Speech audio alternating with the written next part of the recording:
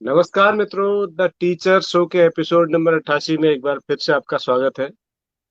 और पिछले 87 दिनों की यात्रा आप सबके साथ बहुत शानदार रही। आज 88वां दिन है और आज 9 सितंबर है, जिसे हम हिमालय दिवस के रूप में भी मनाते हैं।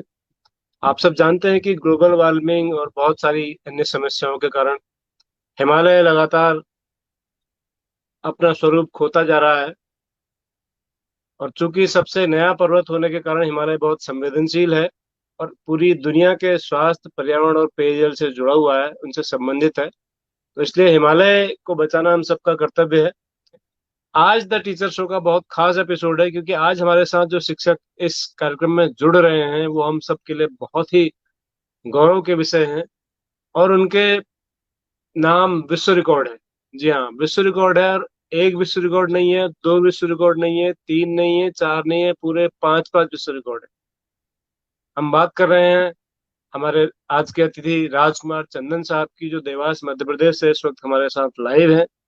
और उन्होंने ऐसे कमाल कमाल के काम किए हैं कि हमें यकीन नहीं होता एक बार को, लेकिन आज यकीन करना पड़ेगा, क्योंकि आज वो खुद हमारे साथ हैं और रोज की तरह हमारे साथ इस कार्यक्रम में जुड़े हैं। दिल्ली से हमारे अजीज, हमारे प्रिय श्री गिरीश चंद्र जोशी जी, जो सीसीआरटी के पूर्व निदेशक हैं और एक विशेष टिप्पणीकार के रूप में शो में रहते हैं। और साथ में मुकेश प्रसाद बहुगुणा जी, ऋषिकेश से एक नए रंग रूप में आप हमारे साथ हैं। नमस्कार। ग्रुप नमस्कार। मजबूरी में है। नमस्कार। आंख में थोड़ा दिक्कत आ रही है, उसके कारण से मेरा ग्रुप बदला है। जी, स्वागत है सर आपका। ये सब चलता रहता है, जीवन है तो ये सुख दुख आते जाते रहते हैं, लेकिन ये रूप अच्छा लग रहा है आपका वैसे। ऐसा है। मतलब जी। मतलब मैं अपनी आंख ऐसे ही रखूँ हमेशा के लिए। चंदन सर, स्वागत है सर आपका, बहुत बहुत स्वागत है द टीचर शो में। स्वागत है डॉक्टर भट्ट साहब आपका, बहुगुणा जी और मान्यवर जोशी जी, आप सभी का स्वागत है। प्रणाम जी। सर, आपका मैं जो आपके बारे में जब जान रहा था, पढ़ रहा था आपके बारे में, तो आप इतने विलक्षण प्रतिभा के धनी हैं सर, कि एक घंटे का शो आपके लिए बहुत छोटा है, बहुत कम है। तो मैं चाहूंगा कि सर आप मूलतः तो आप कवि हैं और साहित्यकार हैं, लेकिन उसके साथ साथ चित्रकला और कुछ भी विधाओं में आप अच्छा काम आपने किया है। एक नई विधा मैंने आज ही सीखी कि जल रंगोली, वाटर रंगोली, वो एक अलग विषय है जिस पर हम आपसे सीखेंगे, जानेंगे आज, जिस पर विश्व रिकॉर्ड भी आपके नाम है। सबसे पहले मैं चाहूंगा सर आप बताएं कि आप साहित्य की ओर, आपका विषय क्या था सर जब आप विद्यालय में थे, कब आप सेवानिवृत्त हुए और किस विषय के आप अध्यापक थे, और साहित्य की ओर कैसे आप मुड़े। देखिए, सबसे पहले तो हिमालय दिवस की आपको शुभकामनाएं। और ये 88वां प्रोग्राम आपका है और इसके पहले आप 87 कार्यक्रम प्रस्तुत कर चुके हैं। कोई भी कार्यक्रम निरंतर चलाने के लिए बहुत मेहनत करना पड़ती है, सतत संघर्ष करना पड़ता है, तब कहीं जाकर वो खड़ा होता है। मैं आपके इस सफलतम कार्यक्रम के लिए टीचर शो की पूरी टीम को बधाई देता हूं और ये कार्यक्रम आगे भी निरंतर ऐसे ही चलता रहे, इसके लिए शुभकामनाएं प्रेषित करता हूं। धन्यवाद। जहां तक मेरे साहित्य का और कला का सवाल है, तो ये मेरी जो यात्रा है, ये 48 से 50 वर्ष की पूर्ण हो चुकी है साहित्य और कला के क्षेत्र में। जी सर। तो ये आपने सर पहली जो रचना थी आपकी साहित्य की, क्या थी? वो कविता थी, गजल थी, या कुछ और? मैं कविताएं भी यदि लिखता हूं तो तालियों की गड़गड़ाहट के लिए कविता नहीं लिखता हूं। मैं सत्य के लिए वाह। कविता लिखता हूँ, लोक कल्याण के लिए कविता लिखता हूँ और अपनी मस्ती के लिए लिखता हूँ। तो मेरा हर काम जो है वो अपनी मस्ती से जुड़ा हुआ है और मेरी मस्ती लोक कल्याण से जुड़ी है। तो मैं प्रारंभ से ही शिक्षा, ये जो कला और साहित्य है उस क्षेत्र में निरंतर चलता गया। और कब क्या हो गया, प्रकृति मेरा गुरु रही, मेरे कोई गुरु भौतिक नाम लेने के लिए गुरु नहीं रहे, प्रकृति ही मेरा गुरु रही। वाह। तो आपने सबसे पहली रचना कौन सी थी सर आपकी? सबसे पहली रचना, चूंकि मैं मालवाता हूँ और मालवी भाषा जो है हमारे क्षेत्र की बोली है, तो सबसे पहली रचना मेरी मालवी की रही थी। मालवी से मैंने प्रारंभ किया था। मालवी भाषा की आपकी प्रथम कविता जो थी उसको सुनाएंगे, सुना सकते हैं? हाँ बिल्कुल, मैं एक मालवी कविता आपको सुनाता हूँ, सुनिएगा। ये जो कविता है ये हमारी भारतीय संस्कृति का जो निरंतर लॉस हो रहा है, अतिथि देवो भव का जो निरंतर लॉस हो रहा है, उस पर आधारित ये कविता है। क्योंकि पहले जो मेहमान आते थे वो 8-8 दिन 15-15 दिन तक पर रहते थे, उनकी काफी सेवा होती थी और देवताओं के समान उनका आदर सत्कार किया जाता था। किंतु आजकल मेहमान आ जाते हैं तो सबसे पहले यह सोचते हैं कि ये कब जाएंगे। इसी मूल भावना पर आधारित ये कविता है, जो एक संक्रमण हुआ है हमारी संस्कृति का, उस पर आधारित है। कविता सुनिएगा। कहीं इनकी खातिर कराने, कहीं इनकी मेजबानी, कहीं इनकी खातिर कराने, कहीं इनकी मेजबानी, 3 बुलाया 13 आया, दे दाल में पानी। कहीं इनकी खातिर कराने, कहीं इनकी मेजबानी, 3 बुलाया 13 आया, दे दाल में पानी। तो रूखो सूखो खाए नहीं, न महीना भर से जाए नहीं, काम काज बने नहीं, न घर को काम चले नहीं, तो चलिया मेजबानी करने ने बैठे बैठे अपनों पेट भरने। ये ना यहाँ शर्माए ना वहां शर्माए, इनको बस चले तो आखा काम के लिए आए। 25 तारीख हुई कि घर में मिले नहीं धानी, 3 बुलाया 13 आया, दे दाल में पानी। तो सिनेमा देखी ना आए 2-2 बजे राते, सिनेमा देखी ना आए 2-2 बजे राते, 58-54 न चिल्लर पार्टी साते। ये आई की चीज मई मेलन छोराओं ने देखो तो कबड्डी खेले, बोली बोली ना हाथ भरती हो ना आखा घर के खड़ो करती हो।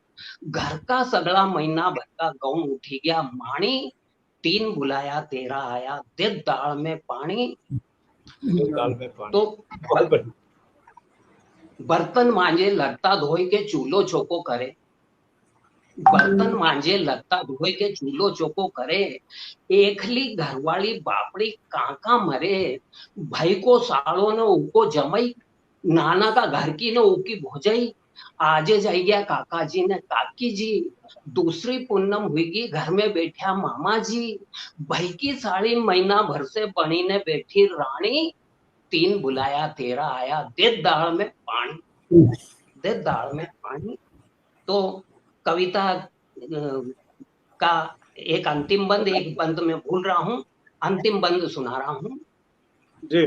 तो दादा पामना कोई जाओ तो सोची समझी ने जाओ, ने 2 का काम में 10 के मत ले जाओ, नहीं तो रिश्तेदारी टूटेगा, ने प्रेम भाव छूटेगा। इना महंगाई का जमाना में दूसरा को भी ध्यान रखो, ने दादा एक म्यान में एक तलवार रखो, एक म्यान में एक तलवार रखो, नहीं तो फिर ऐसी जो होगा टाणी के 3 बुलाया 13 आया, दे दाल में। कहीं इनकी खातिर कराने, कहीं इनकी मेजबानी, 3 बुलाया 13 आया, दे दाल में पानी।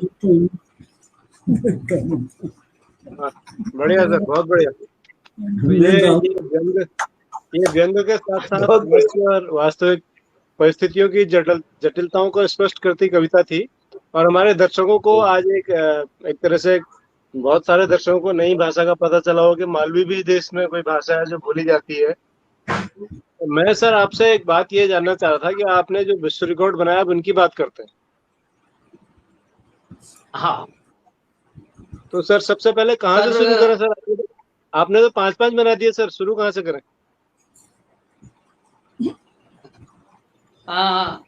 मेरा सबसे पहला विश्व रिकॉर्ड विश्व की सबसे लंबी गजल का था, 1995 में बना था। अरे बाप रे, आपने तो सर एक गजल में 10,000 शेर लिखे आपने गजल में। एक गजल है, चंदन साहब 10,000 शेर है और एक गजल है। सर सारे शेर आपके गजल में, आपकी गजल में आ गए, 10,000 तो जंगलों में बचे ही नहीं अब।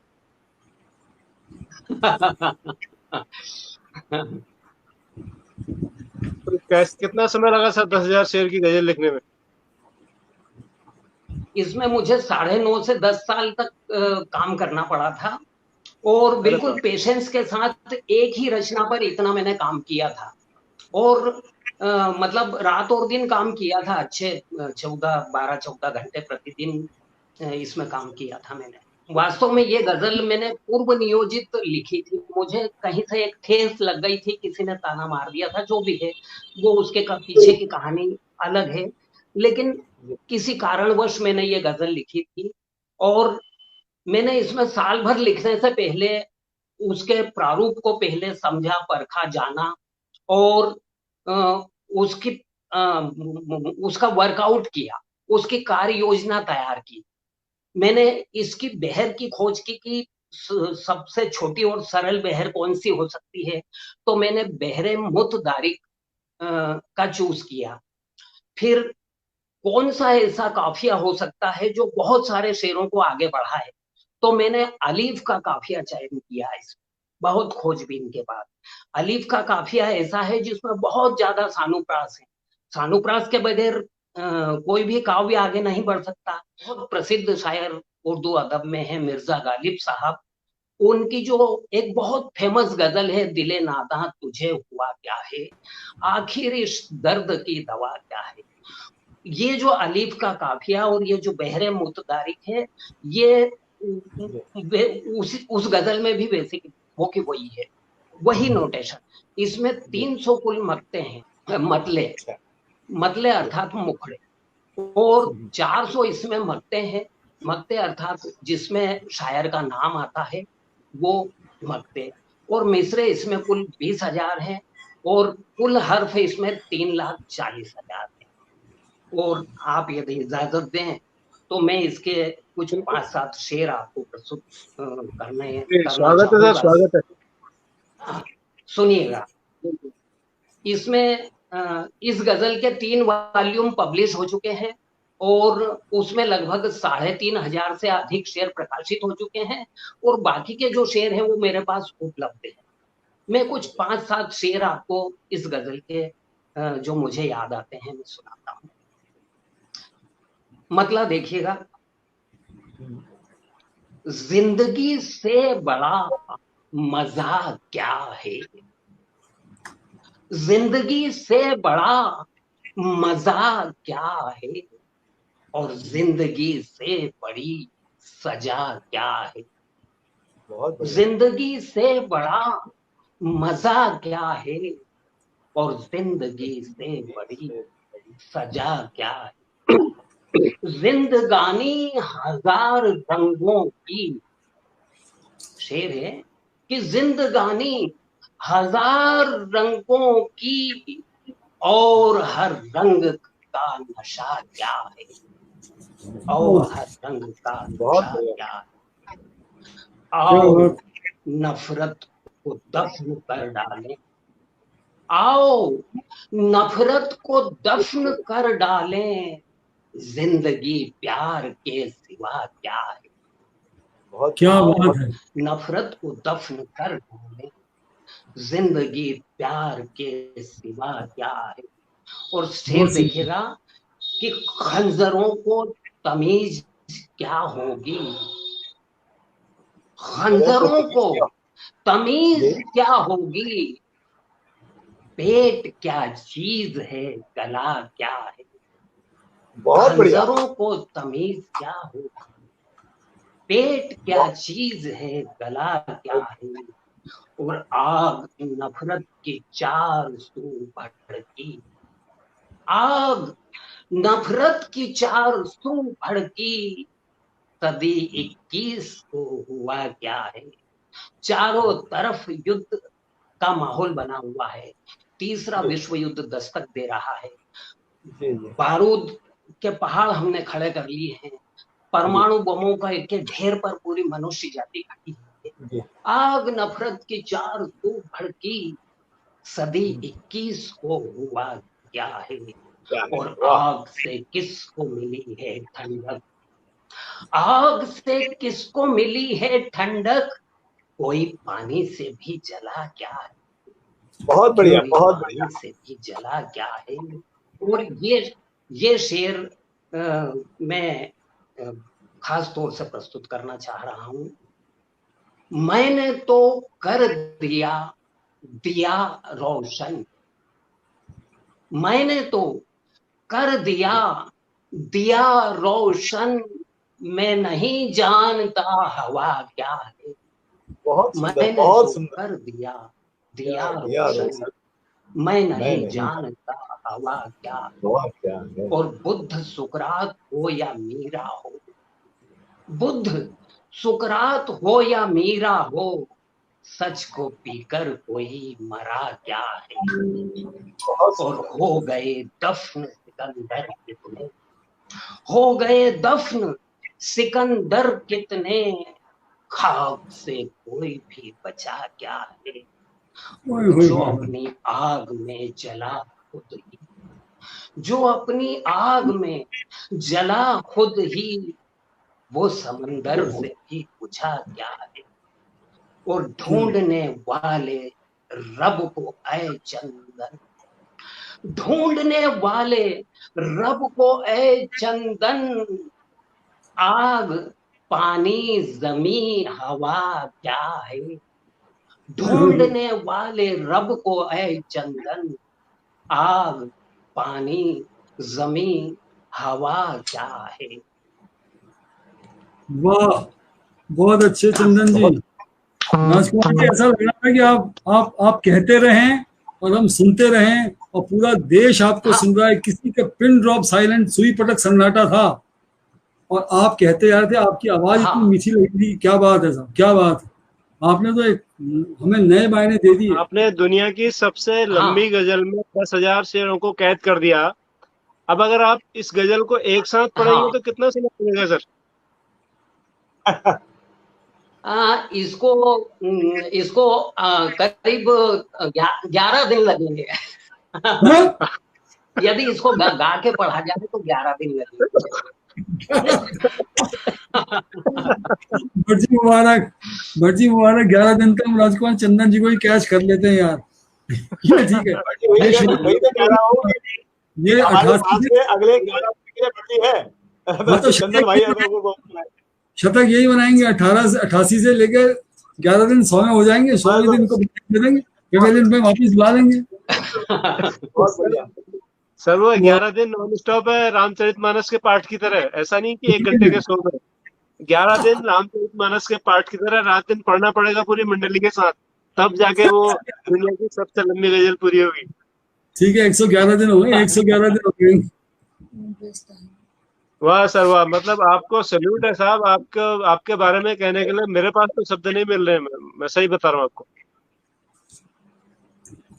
बहुत हेलो, सुंदर। हेलो चंदन सर, आप सुन पा रहे हैं? हाँ अब मुझे आ लग रही रहा है है। आवाज। जी हो जी गए, ये हो गए दफन सिकंदर कितने, खाक से में कोई बचा हाँ, क्या है। वाह। इसके इस खाक से कोई भी बचा क्या। ये वाह। हमें प्रमोद दीक्षित हाँ जी दिख रहे हैं। बहुत सुंदर कैच किया इन्होंने इस शेर को। तो जाबाज इधर आज बड़े दिनों बाद आए हैं कश्मीर से। वो भी उनको भी जी बहुत सुंदर लगी गजल। हाँ। बहुत कमाल की गजल है सर। इसके कुछ और शेर सुना दीजिए सर। कुछ आपको और पसंद आए। हमें कुछ और। बहुत आनंद आ रहा है। जी सर कुछ और इसके। सर मैं इसके बदले कुछ कुछ दूसरी रचनाओं का टेस्ट आपको करवा दूं क्या। जी जी जी, अच्छा हाँ, बिल्कुल। जरूर जरूर कुछ जरूर जरूर। और दूसरी रचना जी स्वागत है, स्वागत है, स्वागत है सर। तो ठीक है सर। मैं एक नवगीत प्रस्तुत कर रहा हूँ। आज की वाह। जो शिक्षा पद्धति है और उस जी शिक्षा पद्धति से जो पीढ़ी तैयार हो रही है, वो कैसी पीढ़ी तैयार हो रही है, वो मैंने इस नवगीत में प्रस्तुत किया है। तो स्वागत है। हमारे सब्जेक्ट से रिलेटेड है। बिल्कुल एक बिल्कुल। नवगीत प्रस्तुत कर रहा हूँ। जी ताड़ सी बुद्धि बढ़ी और हृदय बौना हो गया, ताड़ सी बुद्धि बढ़ी और हृदय बौना हो गया, आदमी पहले से कितना आध पौना हो गया। ताड़ सी वाह बुद्धि बढ़ी और हृदय बौना हो गया, आदमी पहले से कितना आध पौना हो गया।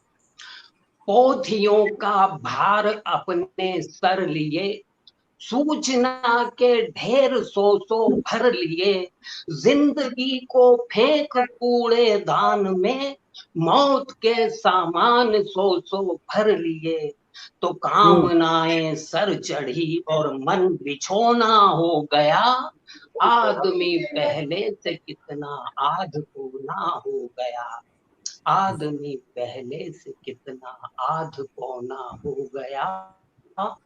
तर्क और कुतर्क की बीमारियां, तर्क और कुतर्क की बीमारियां, बस दिमागों में रही अय्यारियां, जिंदगी को जीतने की चाह में मौत की होती रही तैयारियां, अहम के इस खेल में आखिर खिलौना हो गया, आदमी पहले से कितना आध पौना हो गया, आदमी पहले से कितना आध पौना हो गया है आदमी बस यंत्रवत, हो गया है आदमी बस यंत्रवत, सत्य को जाना न जाना शाश्वत, लक्ष्य और अपनी दिशा से बेखबर, एक अंधी दौड़ है बस अनवरत, तो जिंदगी के नाम पर बस बोझ ढोना हो गया, आदमी पहले से कितना आध पौना हो गया, ताड़ सी बुद्धि बढ़ी और हृदय बोना हो गया, आदमी पहले से कितना आध पौना हो गया, आदमी पहले से कितना आध पौना हो गया। वाह, बहुत सुंदर सर, बहुत सुंदर राजकुमार जी, मजा आ गया। वाह, कमाल सर, नवगीत कमाल। जो है आपने बिल्कुल जीवन की बहुत सच्चाइयों शानदार। को और हमारे एक दर्शक है सर, ये वीर प्रकाश चौहान साहब, ये कह रहे हैं आश्चर्यजनक है, इतनी लंबी गजल, विश्व रिकॉर्ड, गजब सर। और ये हम सबको शुभकामनाएं दे रहे हैं और उम्मीद कर रहे हैं कि फ्यूचर शो भी विश्व रिकॉर्ड बनाए। धन्यवाद सर आपका चौहान साहब। मेरी तरफ से भी उनको धन्यवाद, शुभकामनाएं। जी जी। तो आपको सर, आप बहुत उन चुनिंदा शिक्षकों में से हैं जिन्हें माननीय हमारे आदरणीय सबके प्रेरणा स्रोत एपीजे अब्दुल कलाम साहब से राष्ट्रपति पुरस्कार हासिल करने का सौभाग्य प्राप्त हुआ। तो कैसा लगा सर उनसे मिलते हुए? क्या क्या उन्होंने संदेश दिया जब उनसे पुरस्कार ले रहे थे? तो सर, वास्तव में किसी भी महापुरुष से मिला जाए तो एक उनका ओरा काम करता है।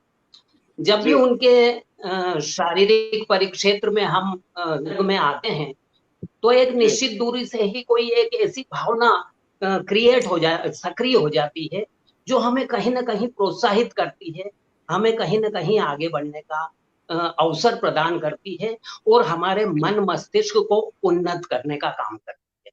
तो डॉक्टर अब्दुल कलाम साहब से मिलकर मैंने उनको लंबी गजल की पुस्तक भेंट की है, उनको उनका एक चित्र बनाकर मैंने भेंट किया है राष्ट्रपति भवन में ही, और उन्हें वो बहुत पसंद आया था।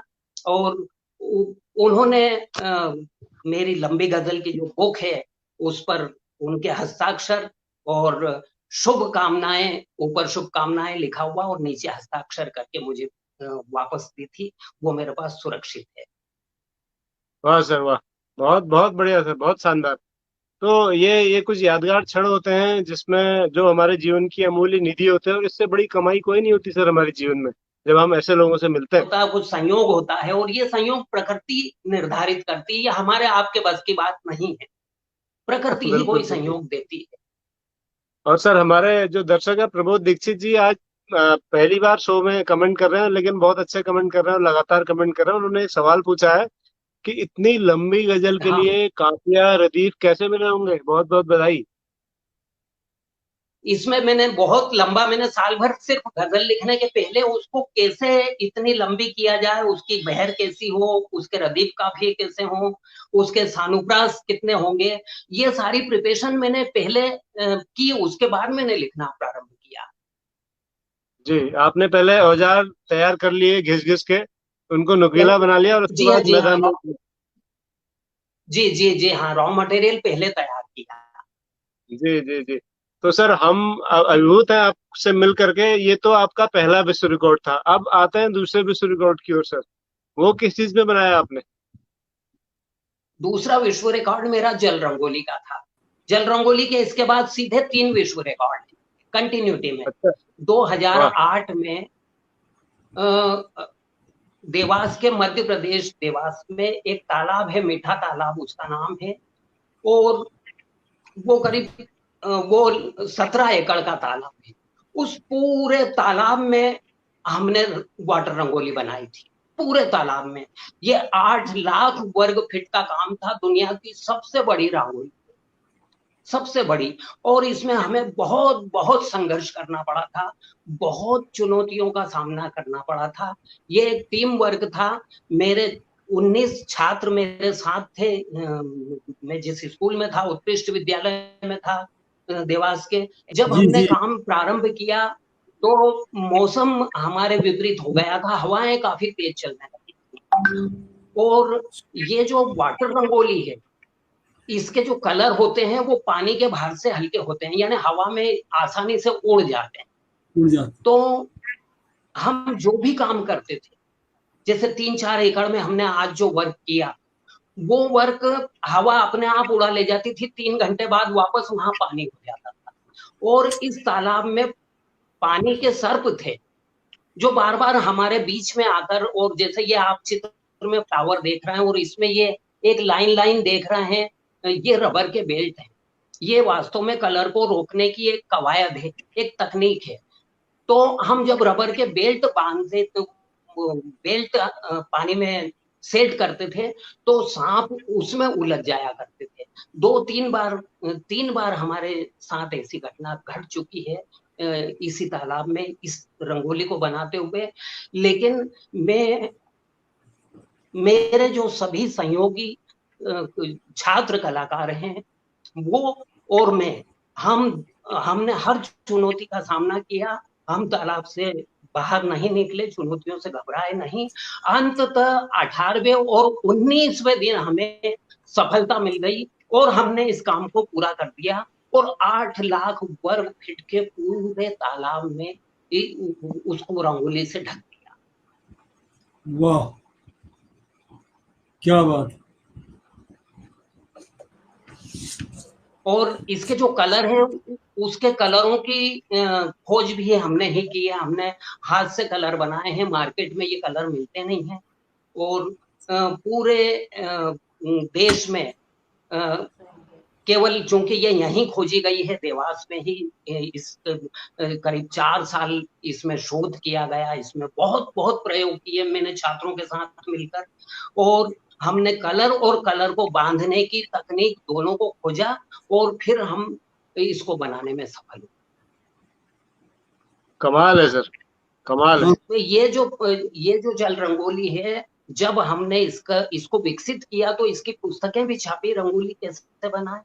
और दूसरा ये कि हमने जयपुर, दिल्ली, गुड़गांव और बेंगलुरु और भोपाल, गोवा, मुंबई, हम सब दूर राष्ट्रीय और अंतर्राष्ट्रीय समारोह में ये रंगोली बनाने के लिए जाते हैं। और हमने बड़े बड़े कार्यक्रमों में इसमें रंगोली बनाई।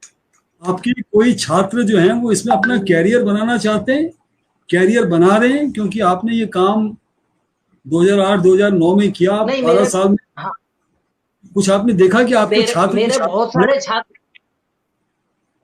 बहुत सारे छात्र इसी क्षेत्र में काम कर रहे हैं। अब मुझसे तो बनता नहीं है, मेरी 66 की उम्र हो गई, तो मैं कुछ नहीं करता हूं, लेकिन मेरे छात्र करते हैं। और मुझे इस बात की खुशी है कि उन्होंने ये काम जिंदा रखा है। बहुत सुंदर, बहुत सुंदर, बहुत शानदार। सर मैं आपसे ये जानना चाह रहा था कि ये जल रंगोली हमने तो पहली बार आप ही के काम के माध्यम से जाना, आपके दिमाग में ये आइडिया आया कहाँ से सर? हाँ सर, ये क्या है कि जो जल रंगोली है ये हमारे देश की बहुत पुरातन कला है और ये महाभारत कालीन कला है। महाभारत के समय ये काफी उत्कर्ष वो दुर्योधन इसी जल रंगोली में गिरा होगा, मुझे लग रहा है सर। इंद्रप्रस्थ के निर्माण के समय दुर्योधन इसी जल रंगोली में फर्श समझकर गिरा था और पांचाली ने व्यंग कसा था कि अंधे के बेटे अंधे हो। तो ये मैं एक कन्नड़ में महाभारत देख रहा था और ये प्रसंग मैंने उसमें देखा और मुझे वहीं से क्लिक हुआ कि मुझे इस पुरानी जल रंगोली को पुनर्जीवित करने के कुछ न कुछ जो मेरे स्तर से बन सकते हैं, जो मेरी सामर्थ्य में हो, वो प्रयास करना चाहिए।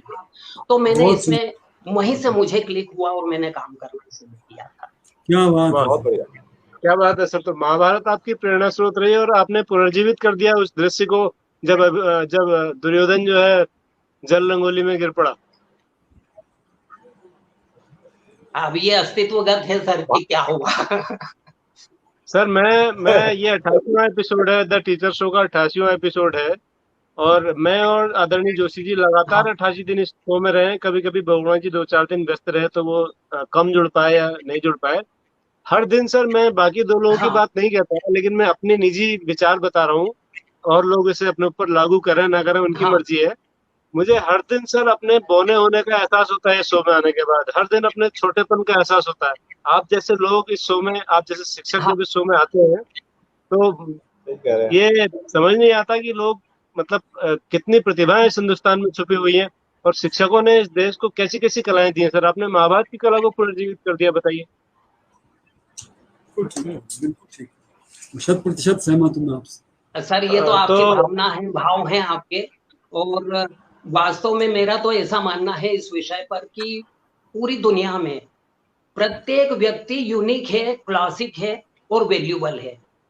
केवल वो सारी प्रकृति ने सारी शक्ति उसके अंदर दे रखी है, केवल उसका परिमार्जन करने की आवश्यकता है, केवल उसके उन्नयन की आवश्यकता है।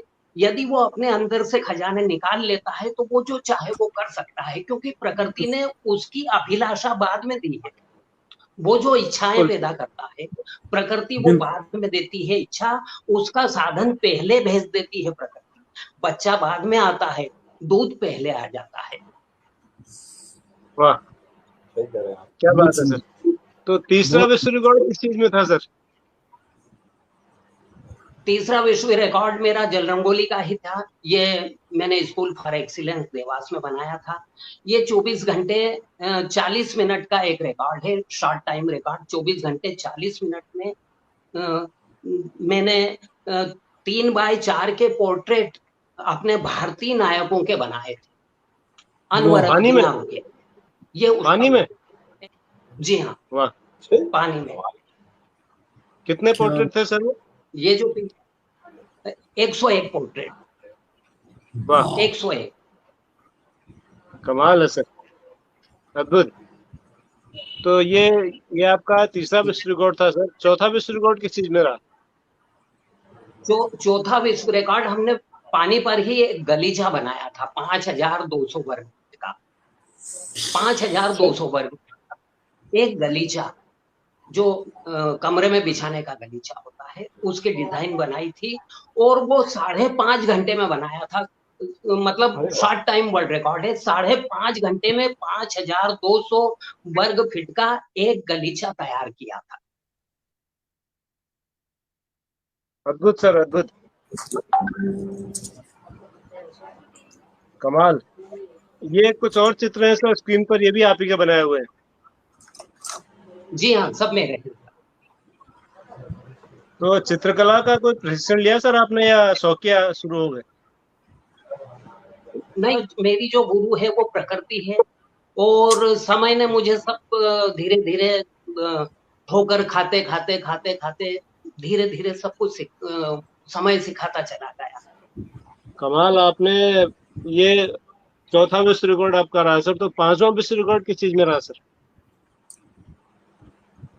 पांचवा विश्व रिकॉर्ड मेरा एक, ये जो पुस्तक आप देख रहे हैं, पुस्तक देख नहीं पाए हम लोग। हाँ, मनुष्य जीवन कुंभ, मनुष्य जीवन कुंभ, मनुष्य जीवन और कुंभ।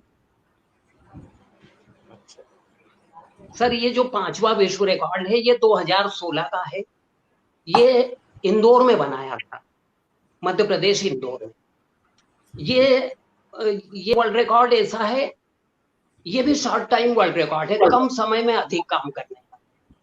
इसमें 22 घंटे 40 मिनट में तत्काल विषय पर पुस्तक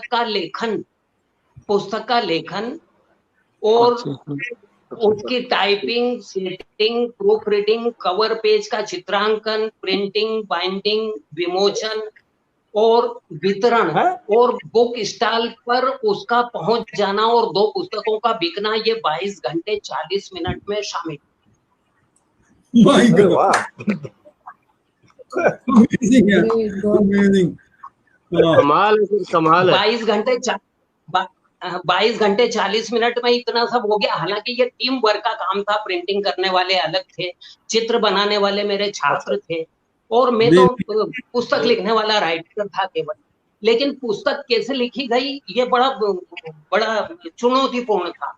आसपास सीसीटीवी कैमरे लगे हुए हैं, मीडिया शूट कर रही है और दर्शनार्थी आसपास खड़े हुए हैं और उसके बीच में हॉट सीट पर बैठकर 5 मिनट पहले मुझे सब्जेक्ट दिया गया। उस सब्जेक्ट पर मुझे अनवरत पुस्तक लिखना था। उस बीच में न तो आपको किसी का सहारा लेना है, न मोबाइल देखना है, न किसी से बात करना है, न किसी पुस्तक को हाथ लगाना है, उसका संदर्भ लेना है। आपको अपने स्तर पर पुस्तक लिखना है। मैंने पुस्तक लिखी और जब लोगों तक ये पुस्तक गई तो मेरे पास सैकड़ों कमेंट्स आई और लोगों ने कहा भी कि ये जो पुस्तक है इसको पढ़कर ऐसा नहीं लगता कि ये तत्काल विषय पर और इतने भीड़ भरे माहौल में लिखी गई हो। तो मैंने उनसे कमेंट्स में यही कहा कि आप मुझे फिर से विषय दे दीजिए, मैं फिर से पुस्तक लिख देता हूँ। और दूसरा ये कि ये जो पुस्तक है, मैंने इसको लिखने से पहले करीब 5-6 महीने बहुत तैयारी की। इस प्रकार से मुझे वो लिखना था जिस दिन अटेम्प्ट किया जाए उस दिन का जो अखबार की खबर है उस सब्जेक्ट पर मुझे पुस्तक लिखना था। वास्तव में ये था। तो मैंने प्रतिदिन 20 अखबार लगभग रोज में पढ़ता और उसके हेडिंग एक चार्ट बनाया उसका, और मैंने कंक्लूजन किया, उसकी स्टडी की। मैंने पाया कि अगर इसमें से मैं 12 बिंदु छांट लेता हूँ, 12 बिंदुओं पे काम कर लेता हूँ, तो किसी भी विषय पर पुस्तक लिख सकता हूँ। तो मैंने वो 12 बिंदु नोट करके और उन पर काफी वर्कआउट किया। मैंने उन 12 बिंदुओं पे एक एक पुस्तक लिखी और फिर उसके अलावा भी मैंने टीवी को पूरा फुल ऑन करके, फुल आवाज में टीवी चल रहा है और वहीं बैठकर कोई भी एक शब्द पढ़ लिया, कोई पत्रिका में या पत्र में या अखबार में एक शब्द पढ़ लिया और उसी शब्द पर 20-25 पेज लिख लिए। मतलब इतनी मैंने उसके पहले प्रैक्टिस की थी, तब जाकर मैंने ये त्वरित विषय पर पुस्तक लिख पाया। विशेष वरदान है सर सरस्वती का, आपको विशेष कृपा है सरस्वती पे आप। बिल्कुल सर, आप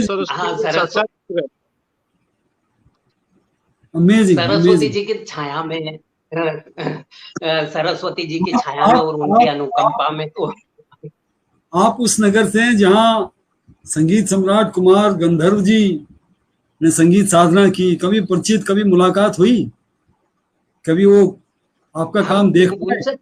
बिल्कुल उनसे नहीं, उनके सानिध्य में काफी रहे हैं। सुमन जी के अच्छा। कुमार गंधर्व साहब के सानिध्य में मैं काफी रहा हूँ और हम साहित्यिक गोष्ठियां आयोजन करते थे तो हमारे अतिथि वगैरह वही होते थे। क्योंकि देवास में एक शहर में जो बड़े व्यक्ति होते हैं उन्हीं को आतिथ्य का भार उठाना पड़ता है।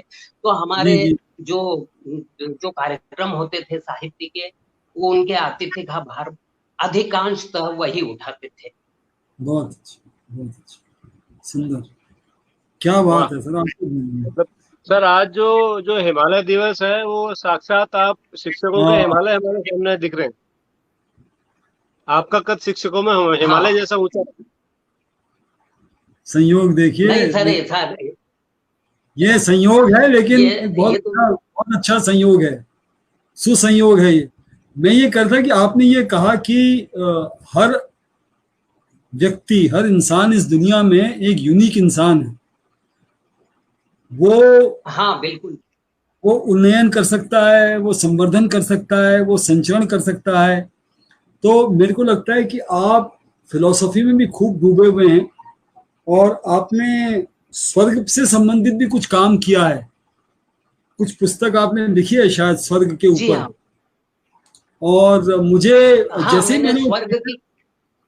मैंने वो टाइटल देखा तो मुझे रामधारी जी सिंह हाँ। दिनकर याद आए, क्योंकि दिनकर जी ने ये कहा था कि खलों के लिए कहीं स्वर्ग नहीं है, स्वर्ग क्या है, सदाचार है, मुक्ति का द्वार है, जहां स्वर्ग के भाव हो वहां जी स्वर्ग हाँ। है। यहाँ आपने स्वर्ग पैदा हाँ कर दिया हमारे लिए। जी हाँ। जी, किताब स्वर्ग बताइए। की खोज मेरी ये पुस्तक है, ये वाली।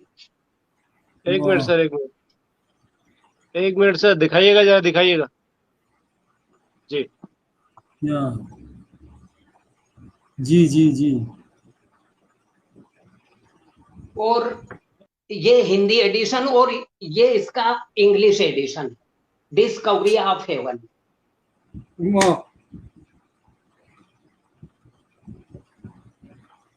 भट्ट जी ने बहुत अच्छा सुसंयोग बनाया सर। आज हिमालय डे पे एक हाँ, हिमालय पर्वत पुत्र का उनका सामने रख और दिया। इस पुस्तक के बारे में मैं थोड़ा सा मैं कहना चाहूंगा स्वर्ग की खोज के बारे में।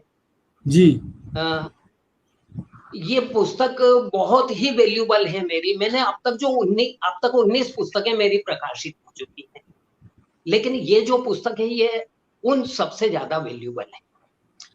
स्वर्ग की खोज में आज की मानव जाति के लिए बहुत ही उपयोगी सूत्र मैंने दिए हैं। यह परंपरागत पुस्तकों से बिल्कुल अलग हटके है। इसे मानव सभ्यता का दर्शन शास्त्र पे हम कह सकते हैं। इसमें पिछले 5 लाख साल के मानव सभ्यता के विकास और विनाश यात्रा का विश्लेषण मैंने किया है। यानी होमोनिड्स मानव से लेकर होमो सेपियंस मैन के ग्रियोनाल्डी तक उसकी खूबी और खामी का हिसाब इसमें मैंने बताया है। अपनी बुद्धि के बल पर मनुष्य ने अपनी एक अलग पहचान बना ली। प्रकृति के हर तंत्र को तोड़कर सुख सुविधा के अंबार लगा लिए और अपनी ही बुद्धि के बल पर उसने अपनी मौत का जाल भी बुन लिया और उसमें वह पूरी तरह से फंस चुका है। मौत के इस चक्रव्यूह की बीमारी क्या है और इससे कैसे मानव सभ्यता निकल सकती है, स्वर्ग की खोज में ये उपाय मैंने दिए। और इस पुस्तक के माध्यम से मैंने एक ऐसे भौतिक स्वर्ग की कल्पना की है जिसमें पृथ्वी पर रहने वाला प्रत्येक व्यक्ति सुख समृद्धि और सुरक्षा को प्राप्त होता है और वसुधैव कुटुंबकम और विश्व शांति का स्वप्न साकार करता है। यह इस पुस्तक का मूल सार है। और इसमें मैंने काफी मेहनत की, करीब 350 पृष्ठ की यह पुस्तक है। जो संसार का सबसे धनी व्यक्ति है जॉन बफेट, उन्होंने अपने लिए अमेरिका के पास एक आइलैंड खरीदा है। आइलैंड में हाँ। वो प्रकृति के बीच में खेती करते हैं, ऑर्गेनिक खेती, और कहते हैं कि दुनिया में कुछ नहीं रखा। हाँ। सिर्फ प्रकृति के उसमें चले जाओ। तो जो आप कह रहे हैं, हम जो भी आपकी किताब पढ़ के उनको अकल आई होगी या तो नहीं आइडिया आया होगा उनको। हमारे दुख का कारण ही प्रकृति से दूर होना है और कोई कारण नहीं है। हमने प्रकृति के तंत्र को तहस नहस कर दिया और उससे निरंतर दूर होते चले गए। हमारे दुख का कारण यही है और हम जिस विकास को विकास समझते हैं वो वास्तव में विकास नहीं है। वो हमारे लिए वास्तव में क्या है कि हमारा जो जीवन है, मनुष्य का जो जीवन है वो 4 तलों में विभाजित। पहला तल तन का होता है, शरीर का, उसका केंद्र नाभि है। दूसरा तन मन का है, उसका केंद्र बुद्धि है, मस्तिष्क है। और तीसरा जो तल है वो हृदय का तल है, भाव के तल पे मनुष्य होता है। और चौथा जो तल है मनुष्य का वो ऊर्जा का तल है, उसका केंद्र आत्मा होती है। तो इन चारों तलों का समान रूप से संतुलित विकास हो, यही शिक्षा होना चाहिए। और यही शिक्षा मनुष्य के उन्नयन में, उसके परिमार्जन में और उसको उन्नत होने में सहायक हो सकती है। अन्यथा कोई शिक्षा मनुष्य को मनुष्य नहीं बनाए, मनुष्य को एक इंसाइक्लोपीडिया या एक रोबोट बना छोड़े। बहुत सुंदर, बहुत अच्छा। सर, प्रमोद दीक्षित जी का एक सवाल है, वो पूछ रहे हैं कि जो विश्व रिकॉर्ड के लिए आपने किताब लिखी 22 घंटे में, उसका विषय क्या मिला था आपको? वो उसका विषय दिया गया था कुंभ, मनुष्य जीवन और कुंभ, उस विषय पर लिखी। वाह, तो आपने 22 घंटे में सर मुझे धार्मिक विषय मिल गया था जी। तो ये 22 घंटे 44 मिनट में लिखी थी, और 22 घंटे 44 मिनट में उसका लेखन, उसका पब्लिशिंग, उसकी बाइंडिंग और उसका विमोचन वगैरह, 2 पुस्तकों की बिक्री और विमोचन समारोह में पुस्तकों का वितरण, ये सब शामिल। मुझे एक बात बताइए सर, अभी बहुगुणा जी कुछ पूछेंगे, इसके बाद मैं पहले सवाल ले लूं, फिर बहुगुणा जी को लेंगे। मैं ये कह रहा हूँ सर, 22 घंटे लगातार लिखना बहुत बड़ी साधना है, बहुत बड़ी तपस्या है। नहीं सर, सतत काम करना पड़ा, सतत किया गया। सीसीटीवी कैमरे लगे थे, सतत काम किया गया। कमाल। अब आप तो वाकई सर महर्षि हैं, मतलब आप क्या कहें आपको, आप 22 घंटे लगातार आपने किताब लिख डाली। सुसंयोग है सर, सुसंयोग है हिमालय डे और राजकुमार चंदन जी का आना, बाप रे बाप। और आपकी सुंदर भावनाएं, सुंदर व्यक्तित्व, राजकुमार चंदन जी, हम तो धन्य हैं आज। बहुगुणा जी कुछ पूछ रहे, बहुगुणा जी कहिए। आपको लाने वाले हमारे पुष्पेंद्र जी को धन्यवाद। मैं ये कह रहा था कि इस साल की जो छुट्टियां पड़ेंगी भक्त जी, और हम चलते हैं देवास, और भाई साहब के साथ रह करके ये 22 घंटे वाली विद्या सीखें। हो सकता है हम 2 या 3 दिन में किताब लिख लें। 22 घंटे में तो अपने बस का नहीं है, लेकिन शायद 1-2 हफ्ते में कुछ लिख सके हम। आना पड़ेगा, देवास आएंगे भाई साहब। बहुगुणा जी, आप देवास आना चाहते हैं और आपके साथ 2 हफ्ते रहकर उस विधा पे कुछ विधा की चीजों को सीखना चाहते हैं, तो मैं बहुगुणा जी को ये करता कि पहले 6 महीने 20 अखबार चाटने पड़ेंगे। 20 दैनिक अखबारों को लो और 6 महीने के बाद कोशिश करना देवास जाने की। सही चंदन सर, करना पड़ेगा लगता है। चंदन सर, आगे बढ़ते हैं। मैं आपसे एक सवाल ये करना चाहता था सर, आपने 19 किताबें लिखी, तो वो बाकी किताबें कौन कौन सी हैं सर जो आपने 19 किताबें लिखी? संपादन तो आपने 50 से ज्यादा पुस्तकों का किया है। बाकी पुस्तकें अलग अलग विषय पर है।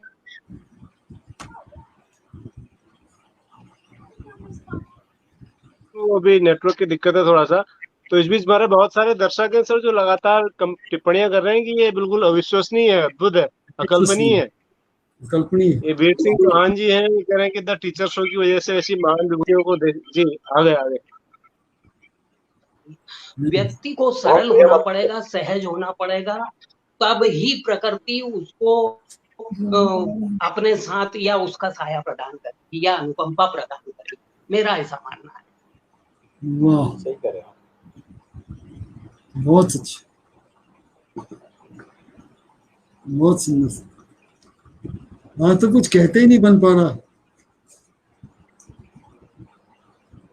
आज तो कुछ कहते ही नहीं बन पा रहा। ऐसा लग रहा है कि यार अपनी क्वेश्चन पूछ के अपनी मूर्खता को सिद्ध करेंगे हम अपनी। मैं इसीलिए चुप बैठना पसंद कर रहा हूँ। मौनम स्वीकृति रखना, मौनम स्वीकृति रखना। ऐसे लोगों, हमारे जो शिक्षा विभाग, शिक्षा नीति है, जो हमारा शिक्षा विभाग, चाहे राज्य का हो या केंद्र का हो, आप ये देखेंगे कि फौज में कोई सिपाही, कोई जनरल बढ़िया काम करता है, बहुत सारी किताबें लिखी जाती है उनके ऊपर। शिक्षा विभाग में हमारे पास में देखिए इतने ऐसे शिक्षक मौजूद हैं जो अपने आप में एक नायक हैं, ये देश के नायक भी हैं। बिल्कुल ठीक, बहुत ये नायक हैं, केवल फौज। अच्छा, ये नायक ऐसे हैं कि जो नींव के पत्थर भी हैं, दिखाई नहीं देते आसानी से। ये लगातार रोज काम करते रहते हैं, और इनके काम के फलस्वरूप बहुत सारे लोग आगे बढ़ते हैं। तो ऐसे लोगों को आगे लाना चाहिए शिक्षा विभाग को। आगे फिर से चंदन सर आगे सर, हमारे एक दर्शक हैं जसपाल सिंह, वो एक बड़ा महत्वपूर्ण कमेंट कर रहे हैं स्क्रीन पर है सर, आप पढ़ लीजिए। कह रहे हैं कि जो इंटरव्यूअर्स हैं उनके पास क्वालिटी के क्वेश्चन नहीं है। वो आगे क्या लिखा है मैं पढ़ नहीं पा रहा हूँ, क्योंकि वो उन्होंने अंग्रेजी में लिखा हुआ और हिंदी। इसे कहते हैं असली मेधावी व्यक्ति। ये शायद चंदन जी के लिए कह रहे हैं कि उनके लिए मेधावी व्यक्ति हैं। हम तो मान ही गए, हम बौने हैं करके। बिल्कुल सर, बिल्कुल। और बीच में नेटवर्क चला जा रहा है सर, जो पूछना चाह रहे हैं तो नेटवर्क खा जा रहा है उसको। नहीं, वो कोई बात नहीं। हम जसपाल जी को पूरा आदर देते हैं, सम्मान देते हैं कि उन्होंने अपनी बात तो जसपाल सर से अनुरोध है, जसपाल सर आपके पास कोई सवाल हो उनके स्तर के तो कृपया हमें लिख के भेजें, हम आपकी ओर से उनसे पूछ लेंगे सर। हम पूछने में सक्षम नहीं हो पा रहे हैं शायद आज। हो सकता है आपके मन में कोई सवाल आ रहे हो ऐसे, तो आप कमेंट के रूप में लिख के भेजिए जसपाल सर, हम उसको पूछेंगे। चंदन सर फिर चले गए हैं, तो मैं वेदिनी बुग्याल। अच्छा, जब हम रूपकुंड के ट्रैक पर जाते हैं तो ये वेदिनी कुंड है, आपको हल्का सा दिख रहा है, अगले फोटो में पूरा दिखाऊंगा आपको जी। ये नंदा देवी राजजात की तस्वीर है पिछली बार जब मैं गया था। अच्छा। ये वेदिनी बुग्याल बहुत ही खूबसूरत है। रूपकुंड यहाँ से करीब 4-5 किलोमीटर आगे होता है। ये चंदन सर जुड़ गए शायद फिर से। हाँ सर जी, तो मैं वो बीच में सर नेटवर्क के जाने से बातों का सिलसिला टूट जा रहा है, तो हमने आपसे दुनिया की सबसे लंबी गजल तो सुन ली, अब एक छोटी गजल भी सुनते हैं सर। जसपाल जी का भी कमेंट आ जाए। एक 5 शेर की हिंदी गजल प्रस्तुत करूं क्या? जी बिल्कुल, एक हिंदी गजल प्रस्तुत करूं? जी सर, जी सर, बोलिए। एक हिंदी गजल प्रस्तुत करूं जी। प्रीत पूनम मास हो गई, पूर्णिमा की रात।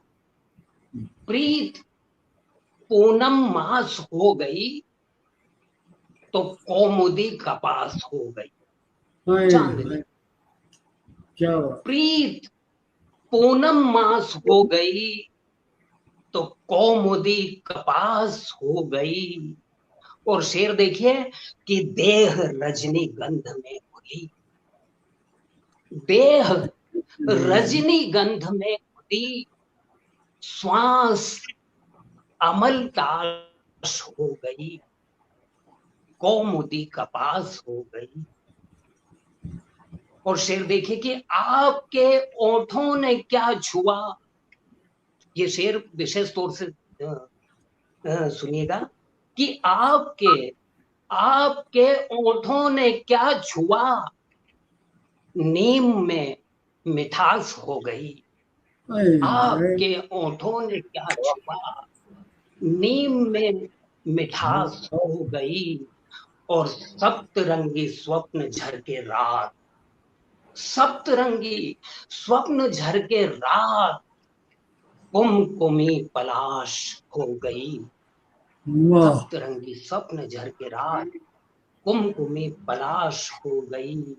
और कामना परवान जब चढ़ी, कामना परवान जब चढ़ी तो देह जैसे दास हो गई। लौ दिए की कंप कपा गई, लौ दिए की कंप कपा गई, भोर की उजास हो गई। कौमुदी पास हो गई और रंग पीला चांद का हुआ, रंग पीला चांद का हुआ, जब से तुम उदास हो गई। रंग पीला चांद का हुआ, जब से तुम उदास हो गई। प्रीत पूनम मास हो गई। वाह। और चंदन कुछ इस तरह महक आया है आंगन में आज, चंदन कुछ इस तरह महक आया है आंगन में आज, हमारी शाम आज बहुत खास हो गई। क्या बात है, क्या बात है। संगत का असर हो रहा है सर, संगत का असर हो रहा है। बहुत अच्छे भाई, बहुत अच्छे। एक बहुत महत्वपूर्ण टिप्पणी हमारे एक दर्शक है रूपा बेस्ट, उन्होंने की है कि आपका अंदाज जॉन एलिया की याद दिलाता है, वो कहती है सर। जॉन एलिया उत्तर प्रदेश के एक कस्बे में एक शायर हुए, बहुत बहुत मतलब बहुत क्या कहना चाहिए उन्हें, बहुत संजीदगी वाले। उनकी कविताएं भी आपकी, मुझे तो आपकी कविता सुन के कहीं छायावाद नजर आ रहा था, कहीं नीरज याद आ रहे थे, कहीं सुमित्रंजन पंत याद आ रहे थे, तो मजा आ गया सर आज तो। वाह क्या बात। मोहन चौहान सर पूछ रहे हैं, मोहन चौहान जी पूछ रहे हैं कि आपकी किताबें कहाँ मिलेंगी सर, वो लेना चाहते हैं पढ़ने के लिए, कैसे ले पाएंगे, किस प्रकाशक ने छापी? मेरी पुस्तकें अमेजॉन पर मिल सकती हैं, सारी पुस्तकें अमेजॉन पर उपलब्ध हैं। और दूसरा ये कि यदि कोई खरीदना न चाहे तो मेरे फेसबुक पर पीडीएफ के रूप में मैं उनको भेज सकता हूँ। जी जी, बहुत बहुत धन्यवाद सर। पीडीएफ वो मुझसे बुलवा सकते हैं सीधे। वाह क्या बात है सर। और अमेजॉन से डायरेक्ट जी। तो सर एक और ऐसी कोई गजल सुनाइए सर जो आपको सबसे पसंद हो, जो आपकी रचनाओं में, वैसे तो रचनाकार की सारी रचनाएं उसको बहुत प्रिय होती हैं, बच्चों की तरह होती हैं उसके, लेकिन कोई एक खास होगी जिसको आप बार बार याद करते हैं, वो कौन सी रचना है सर? सर एक नवगीत प्रस्तुत कर देता हूँ, छोटा सा। जी एक नवगीत। जी सर। और आप कहें तो गजल या जो भी मैं मतलब आपकी पसंद का। ठीक है, नवगीत सुन लीजिएगा। ठीक, बारी बारी से दोनों सुना दीजिए सर, बारी बारी से दोनों सुना दीजिए। मिले चैन जो है थकन से चूर पाँव, मिले चैन जो है थकन से चूर पाँव, एक टुकड़ा भर यदि मिल जाए छाँव। मिले चैन जो है थकन से चूर पाँव, एक टुकड़ा भर यदि मिल जाए छाँव। धूप दुख की सेंकती है तन बदन को, तोड़ती दुर्भाग्य की ठोकर सपन को, दुख का सागर पार कर दे कोई नाव, एक टुकड़ा भर यदि मिल जाए छाँव, एक टुकड़ा भर यदि मिल जाए छाँव। तो बेतहाशा दौड़ते ही जा रहे सब, बेतहाशा दौड़ते ही जा रहे सब, जिंदगी को छोड़ते ही जा रहे सब, बैठकर थोड़े संभालें अपने घाव, एक टुकड़ा भर यदि मिल जाए छाँव, एक टुकड़ा भर यदि मिल जाए छाँव। स्वयं को कब तक यूं ही छलता रहूंगा, स्वयं को कब तक यूं ही छलता रहूंगा, अग्नि में मैकी स्वयं जलता रहूंगा, शांत शीतल हो जरा अंतस के भाव, एक टुकड़ा भर यदि मिल जाए छाँव, एक टुकड़ा भर यदि मिल जाए छाँव। और आशीष भर तकदीर या संभावना का, आशीष भर तकदीर या संभावना का, मन्नतों शुभ कामना या अर्चना का, आशीष भर तकदीर या संभावना का, मन्नतों शुभ कामना या अर्चना का, पथ में इस निर्जन कोई आ जाए गांव, एक टुकड़ा भर यदि मिल जाए छाँव, मिले चैन जो है थकन से चूर पाँव, एक टुकड़ा भर यदि मिल जाए छाँव, एक टुकड़ा भर यदि मिल जाए छाँव। बहुत बढ़िया, बहुत सुंदर। आपकी संवेदनशीलता का प्रदर्शन है, कमाल है सर, कमाल। मैं सर अब गजल भी हो जाए जो आप सुनाना चाह रहे थे अभी थोड़ी देर पहले। हाँ गजल तो कर देता हूँ। चार सू चार सू चार सू चार सू चारों तरफ, चार सू चार सू चार सू चार सू, जुस्तजू जुस्तजू जुस्तजू, जुस्तजू, हाँपती दौड़ती कांपती जिंदगी, दो बदू दो बदू दो बदू दो बदू, जिंदगी की शक्ल लेके मौत आ गई, जिंदगी की शक्ल लेके मौत आ गई, हूबहू हूबहू हूबहू हूबहू, और हर समस्या का हल सिर्फ है बैठकर, हर समस्या का हल सिर्फ है बैठकर,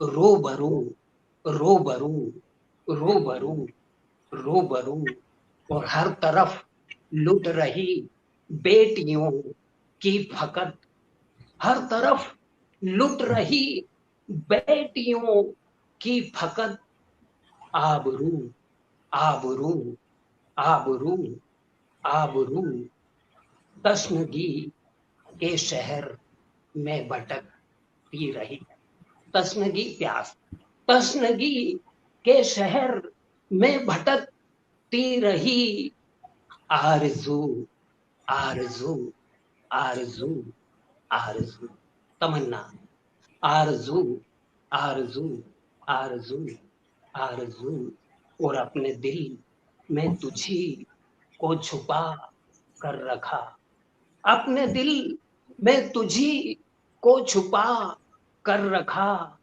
खोबरू, सुंदर, खोबरू खोबरू खोबरू खोबरू, और दिल की आंखों से देखो तो है बस वही, दिल की आंखों से देखो तो है बस वही, चार सू ईश्वर, दिल की आंखों से देखो तो है बस वही, चार सू चार सू चार सू चार सू।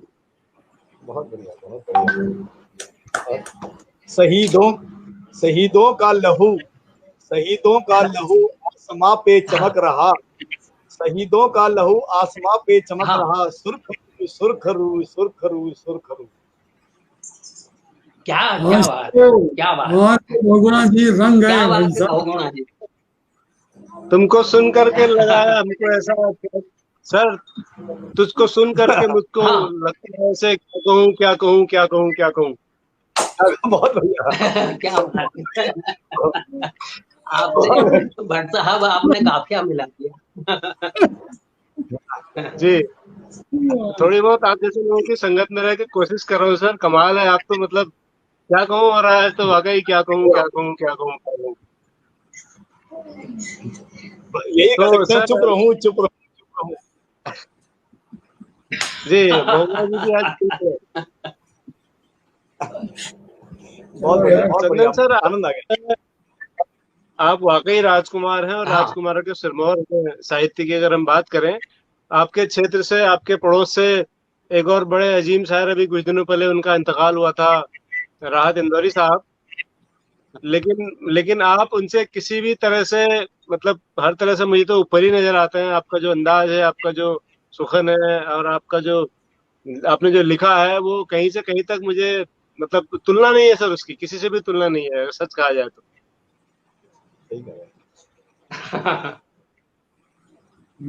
हमारा ये बात अलग है कि नेम फेम किसी को मिल जाता है, किसी को नहीं मिलता।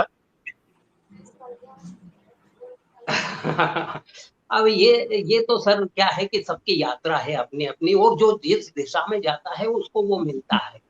आदमी अपराध करता है, वो अपराध की दिशा में जाता है, वो उसकी साधना है, उसमें वो सिद्ध होता है और न मालूम क्या क्या कर गुजरता है। जो तपस्वी है वो उन्नयन की दिशा में जाता है, उसमें बुद्ध पुरुष हो जाता है। तो ये दिशा का अंतर है केवल। मैं एक, चूंकि ये बात निकल आई है, तो मैं बहुत छोटी सी एक क्षणिका जैसी एक कविता आपके समक्ष रख रहा हूँ, मुक्त कविता कि मनुष्य दिशा यदि अपनी प्राकृतिक रखे तो वो कैसे उसका उन्नयन हो सकता है। तो मुक्त कविता है, छोटी सी। हर दिन वह पढ़ो जो कोई नहीं पढ़ता। हर दिन वह पढ़ो जो कोई नहीं पढ़ता, वह गढ़ो जो कोई नहीं गढ़ता। ऐसा करो जो कभी न किया गया हो, उसको जियो जो कभी न जिया गया हो। तुम सब कुछ कर सकते हो, जीवन को तारों से भर सकते हो, क्योंकि अस्तित्व ने तुमको गढ़ा है। हर खजाना तुम्हारे भीतर ही पड़ा है। तुम सृष्टि के श्रेष्ठ हंस हो, मानव के रूप में ईश्वर का ही अंश हो, मानव के रूप में ईश्वर का ही अंश हो। बहुत बहुत बढ़िया सर, बहुत बढ़िया, कमाल है सर, अद्भुत अद्भुत। आप इस शो में आए सर, हमारा सौभाग्य है। और आज हम, मुझे लगता है कि 1 घंटे के शो में हम 1.5 घंटे से ऊपर पहुंच चुके हैं, और ये ऐसा रोज हो जाता है। आप जैसी बड़ी शख्सियत जब कार्यक्रम में आती है तो समय अपने आप बढ़ जाता है, और अगर नहीं बढ़ता तो नेटवर्क उसे बढ़ा देता है। कि मैं अपने दर्शकों को एक सूचना दे दूं, फिर आपसे अंतिम कुछ बातचीत करेंगे। तो दर्शकों, कल शाम ठीक 7 बजे आज हम मध्य प्रदेश के देवास में हैं, और कल हम पहुंच जाएंगे गुजरात। कल फिर से हम गुजरात होंगे, और गुजरात से हमारे साथ होंगे कल एक नए मेहमान जिनका नाम है दिनेश ओझा। दिनेश ओझा साहब संगीत के आचार्य हैं, बहुत अच्छे संगीत के शिक्षक हैं। कल हम उनसे गुजरात के लोक संगीत और शास्त्रीय संगीत और सुगम संगीत की बहुत सारी स्वर लहरियां, राग रागिनियां सुनेंगे और संगीत के बारे में जानेंगे दिनेश ओझा साहब से। ठीक 7 बजे आप हमारे साथ कल भी जुड़िएगा। और आप अगर पुराने एपिसोड देखना चाहते हो तो विविधा को सब्सक्राइब करें, शेयर करें, लाइक करें। इसके साथ ही मैं हमारे आज के मेहमान उनको एक बार और बोलना चाहूंगा, वो हमारे अतिथियों से रूबरू, हमारे दर्शकों से रूबरू हों। और हम दर्शकों की ओर से, जोशी सर की ओर से और बहुगुणा सर की ओर से आपको धन्यवाद देते हैं। देश की संपत्ति है, देश की संपत्ति है आप केवल मध्य प्रदेश तक सीमित नहीं है, देश की संपत्ति। ये तो आप, हर नागरिक देश की संपत्ति है, ये तो आपकी भावना है। चलिए, अच्छी बात। चंदन सर, आप वाकई चंदन है, पूरा हिंदुस्तान आपकी खुशबू से महक रहा है आज। और ये भीनी भीनी खुशबू ऐसे ही बरकरार रहे। और चंदन में भी राजकुमार है सर आप। तो बहुत बहुत धन्यवाद सर आपका। कल शाम मुझे उम्मीद है कि आप भी हमारे साथ हमारे आने वाले एपिसोड देखेंगे और हम सबको आशीर्वाद देंगे, हम सबको शुभकामनाएं देंगे, अपनी टिप्पणियों के माध्यम से अपने संपर्क पहुंचाएंगे, और फेसबुक में हम जुड़े रहेंगे।